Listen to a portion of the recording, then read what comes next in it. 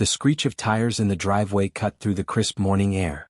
Jake yanked open the front door just as a white city vehicle pulled up to the curb. A middle-aged inspector stepped out, his expression unreadable, clipboard in hand. The sight alone sent an uneasy shiver down Jake's spine. He had followed every step of the process, filed the right permits, hired licensed contractors, ensured compliance with every mind-numbing city code. So why was an inspector standing in front of his half-built home addition like a cop about to issue a warrant? "Can I help you?" Jake asked, trying to keep his voice even. The inspector barely glanced at him before striding toward the construction site. The skeletal frame of the new extension loomed, unfinished but promising. This was supposed to be the start of something great, extra space for the kids, a real home office, maybe even a guest room. Instead, the inspector exhaled sharply and slapped a bright red stop work order on one of the wooden beams. "Sir, we've received a report of an unauthorized home addition," the man said matter-of-factly, turning back to face Jake. "All construction must halt immediately until further review." Jake blinked. "Unauthorized." The word barely made it past his lips. "Correct. We'll need to verify that your permits are in order. In the meantime, any further work is a violation of city code." Jake's pulse pounded in his ears. "But I have permits. Everything was approved weeks ago." The inspector glanced down at his clipboard, flipping a few pages. "Then this shouldn't take long to clear up. However, once a formal complaint is filed, an additional review is mandatory." Jake clenched his jaw. A complaint. Someone had reported him. A slow, creeping rage curled in his stomach as he turned his head toward the house next door. There she was. Karen stood on her porch, sipping coffee like a queen surveying her kingdom. Her blonde bob framed a face that was permanently set in an expression of disapproval. She didn't even pretend to look away when Jake met her gaze. In fact, she smiled. Not the polite, neighborly kind. The smug "I got you" kind. Jake exhaled through his nose, forcing himself to keep his cool as he marched toward her yard. "Morning, Jake," Karen said, her tone dripping with fake pleasantries. "Something wrong?" He crossed his arms. "You reported my addition." She placed a hand on her chest in mock surprise. "Oh, I wouldn't say reported, just express some concerns to the city. You know, for the integrity of the neighborhood." Jake's fists clenched at his sides. "It's all permitted. Completely legal." Karen tilted her head. Well, I wasn't sure. It just seemed excessive. And you know how these things go. One person does something and suddenly everyone thinks they can start tacking on whatever they want. This is a historic neighborhood, Jake. Standards matter. He felt the words like a slap. Standards. The hypocrisy burned. This was the same woman who left trash bins out for days, let her dog trample through other people's yards, and hosted loud backyard gatherings with questionable guests. Yet now she had appointed herself as the neighborhood's moral compass? "This is going to cost me thousands in delays," Jake said, voice low. Karen just took another sip of coffee. "That's unfortunate." His grip tightened, but he knew there was no point in arguing. She had what she wanted: control. The ability to flex her self-imposed authority and make his life difficult. She thrived on it. Jake turned on his heel and stormed back to his house, barely hearing Karen's parting words. "Good luck with all that paperwork." The front door shut with a force that rattled the frame. His wife, Emily, looked up from the kitchen, concern written all over her face. "Jake." He ran a hand over his face, exhaling slowly. Karen reported the addition. "Construction is frozen until the city reviews it." Emily's eyes widened. "You're kidding." He shook his head, pulling out a chair and collapsing into it. Their two kids sat at the table, obliviously munching on cereal, but the tension in the air was thick. "She's always been nosy, but this is something else," Emily muttered, sitting across from him. Why would she do this? Jake already knew the answer. Because she could. Because she wanted to prove she held some kind of power. He leaned forward, hands clasped together.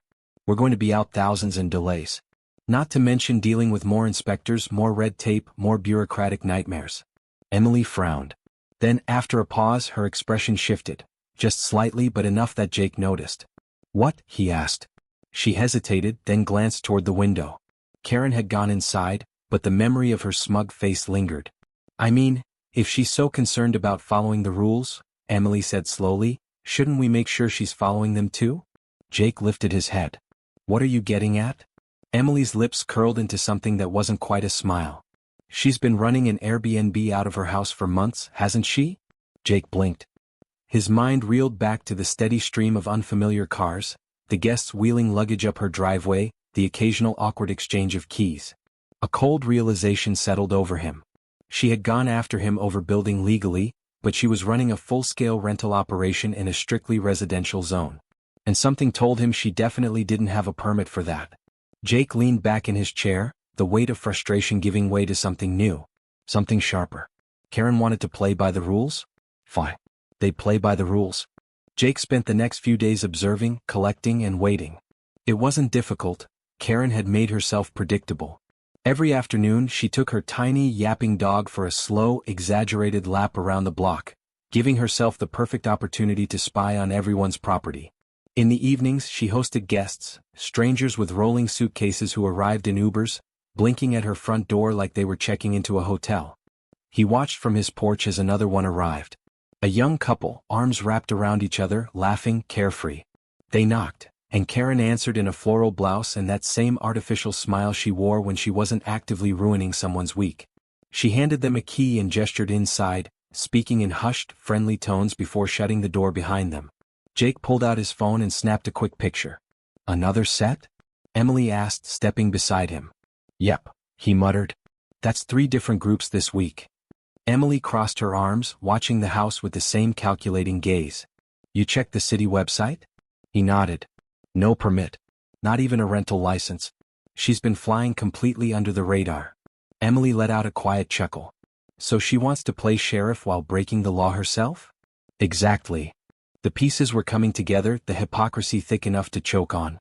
Karen had gone out of her way to report his completely legal construction while stuffing her pockets with Airbnb profits in a neighborhood where short-term rentals were banned. But Karen wasn't the type to think rules applied to her. She believed in order, order. As long as it inconvenienced other people, it was necessary. As long as it benefited her, it was justified. Jake took another picture. This time he zoomed in on the house number, the guests rolling their suitcases over the walkway, the gleaming black SUV parked on the curb. Evidence. The next morning he called the city's zoning office. "Hi, I was wondering if there are any legal short-term rental permits registered for my neighborhood." The woman on the other end sounded polite but uninterested. "Which neighborhood?" Jake provided the details. He heard typing, a pause, then, "Nope. Nothing listed there." "Are short-term rentals even allowed?" "Only with the proper permits, and only if they meet occupancy and safety regulations. Otherwise they're illegal." Jake smiled to himself. And what happens if someone is running one without a permit? If someone files a complaint, the property owner could be fined or forced to shut it down entirely.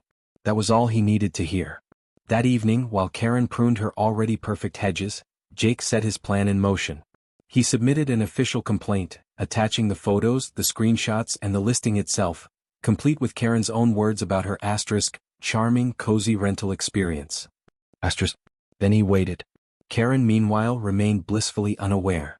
She walked her dog with her usual self-righteousness, throwing pointed glances toward Jake's frozen construction site as if she had personally slain the beast that dared disturb the neighborhood's peace. She still exchanged pleasantries with the neighbors, offering her unsolicited opinions on yard decor and property upkeep. And all the while her Airbnb guests kept coming.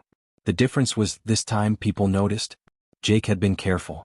He didn't just file a complaint, he made sure the neighborhood Facebook group saw what was happening too. He posted a simple question. Anyone else noticing a ton of random people coming and going from Karen's house? Almost like an illegal hotel? The responses came fast. OMG, yes. I thought I was imagining things.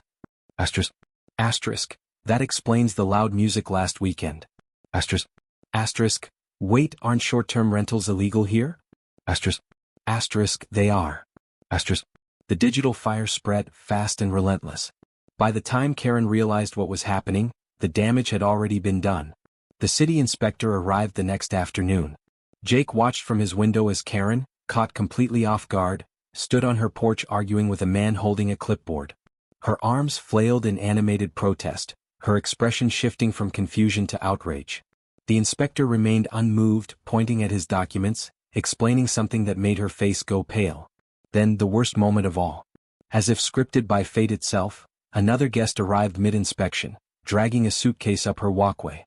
Karen spun around, nearly tripping over herself. She waved frantically at the guest, yelling something, but it was too late. The inspector had seen everything. The writing was on the wall.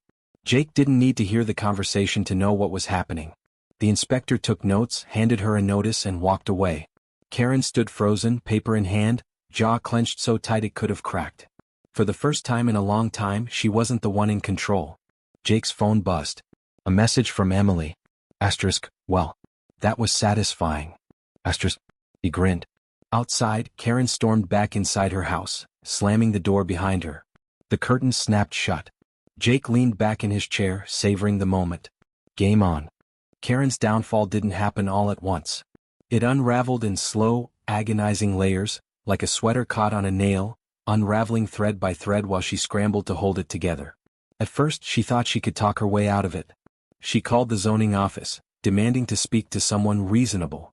She tried to argue that her rental wasn't really a rental, just a temporary hospitality arrangement between friends. The city wasn't buying it. The violation notice was real, the fines were steep, and worst of all, her precious side income had come to a screeching halt. Jake watched from a distance, pretending not to notice the way Karen stomped around her yard, phone glued to her ear, voice sharp enough to cut glass. She was panicking, trying to find a loophole, trying to figure out who had dared turn the system against her. And then, inevitably, she found out. It happened on a Saturday morning. Jake was in his driveway, pretending to check the mail when Karen's front door banged open. She marched across the lawn, her little dog yipping at her heels, fury rolling off her in waves. "You think this is funny?" she snapped the moment she reached him. Jake glanced up, feigning mild confusion. "What? Don't play dumb." Her nostrils flared. "You reported me." He tilted his head. "Oh, you mean your illegal rental?" Her jaw clenched. "You had no right." Jake let out a short laugh. "That's interesting. Because I don't remember you asking my permission before reporting my legal home addition." "That was different," she shot back, voice rising. "Sure," he said, crossing his arms. "The difference is I followed the law. You didn't." Her face darkened. "You're going to regret this." There it was. The last desperate card Karen had left to play, threats. But she was already backed into a corner, and they both knew it. Jake took a step closer, lowering his voice just enough to make her lean in.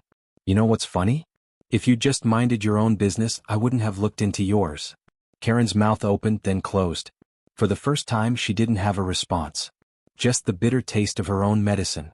She stormed back inside, slamming the door so hard the windows rattled. But it wasn't over. The city had given her 30 days to shut the rental down and pay her fines. That should have been the end of it. But Karen wasn't the type to accept defeat quietly. She tried to run the rental under the table, telling guests to pay in cash, deleting the Airbnb listing, and instructing them to say they were friends if anyone asked. Unfortunately for her, people talked. And in a neighborhood already watching her like a hawk, it didn't take long for word to spread. A week later, the city showed up again, this time with an official cease and desist order. No more guests. No more loopholes. She was done. Jake almost felt bad. Almost. Then the final nail in the coffin. One evening, as Jake sipped a beer on his porch, he noticed a for sale sign being hammered into Karen's front yard. He grinned. Emily stepped outside, following his gaze. "She's really selling? Guess she can't afford to stay without her Airbnb money," Jake mused. Emily shook her head, laughing softly. Poetic justice. Karen, once the self-appointed guardian of the neighborhood, was being forced out by the very rules she had tried to enforce on everyone else. And Jake? His construction was finally back on track. The home addition was nearly complete, the delays nothing more than an expensive but ultimately satisfying lesson in karma. The best part? Karen had no choice but to watch as his project, the very thing she had tried to stop, was finished right in front of her. Justice had never tasted so sweet. The neighborhood had changed. Not in the way Karen had feared, not in the way she had tried to prevent with her reports, her complaints, her relentless need to control everything around her. No, the real change was in how people looked at her. Once, she had carried herself like an enforcer, a self-appointed gatekeeper of order and community standards. Now, when she stepped outside, eyes followed her with barely concealed amusement, whispered conversations pausing just long enough for her to notice. She wasn't the quiet, untouchable authority anymore. She was a joke. Karen tried to pretend she didn't care. She still walked her dog with forced confidence, still attempted small talk with the neighbors who had long since stopped indulging her. But the walls were closing in. The for sale sign on her lawn was a constant reminder that she had lost. Jake saw it all from a comfortable distance, sipping his morning coffee as the sounds of his construction filled the air. Hammers, drills, the occasional shout between workers. It was the sweetest symphony. He let the noise carry, knowing full well that every bang of a nail, every piece of lumber set into place, was salt in Karen's wounds. She had tried to bury him under bureaucracy and red tape. Now she was the one being forced out. The day the real estate agent arrived to give a tour of her house, Jake made sure to be outside, overseeing the final stages of his addition. He didn't have to say anything. He just existed. His presence, his progress, his inevitable victory hanging in the air like an unspoken reminder of her failure. And Karen knew it. She stood stiffly on her porch as the agent greeted a couple interested in viewing the property. They exchanged pleasantries before stepping inside, leaving her alone in the afternoon sun, gripping the railing like it was the only thing keeping her upright. Then something happened that neither of them expected. A black sedan rolled up to the curb, the door swinging open before the engine had fully shut off. A man in a suit stepped out, thick folder in hand, his expression unreadable. Karen's face lost what little color it had left. Jake watched as the suited man approached her, speaking in clipped, professional tones. Karen's lips pressed into a thin line as she took the folder, flipping it open with shaky hands. Even from a distance, Jake could see the bold print at the top of the document. Final notice of penalty enforcement. Her breath hitched. She flipped through the pages frantically, her fingers trembling as she scanned the dense blocks of legal jargon. She shook her head, saying something to the man, but he remained impassive, gesturing to a line near the bottom of the page. Karen's mouth opened, then closed. A visible crack formed in the carefully constructed image she had spent years cultivating. The clipboard, the polite cruelty, the air of superiority, it was all crumbling. She turned on her heel and stormed inside, slamming the door behind her so hard the real estate agent poked her head out, startled. Jake exhaled slowly, setting his coffee down. She wasn't just leaving. She was drowning. The penalties for running an unlicensed rental hadn't stopped at a fine. The city had dug deeper, finding tax violations, zoning infractions, layers of consequences she hadn't anticipated. It wasn't just a slap on the wrist. It was a full-scale takedown. Jake had only set the dominoes up. The city had knocked them down. For the first time since the war had started, he felt something close to sympathy. But only for a moment. Because Karen had never cared about the damage she caused. She had never hesitated to wield bureaucracy like a weapon when it suited her. And now that it had turned against her, she wanted to cry injustice? No. This was balance. This was justice. And justice had one final act. Days later, a moving truck arrived. Karen stood outside, arms crossed, watching as strangers carried boxes of her life into the back of the vehicle. She wasn't dressed in her usual neat, pastel-colored outfits. She looked exhausted, smaller somehow. Jake didn't gloat. He didn't need to. As she turned toward her car, their eyes met one last time. For a second, something unspoken passed between them. A silent acknowledgement that the game was over, that she had played and lost. Karen looked away first. She climbed into her car and drove off, the moving truck trailing behind her. And just like that, she was gone. Jake took a deep breath, the weight of months of conflict finally lifting. His house was complete. His home was his again. And the neighborhood? It had never looked better.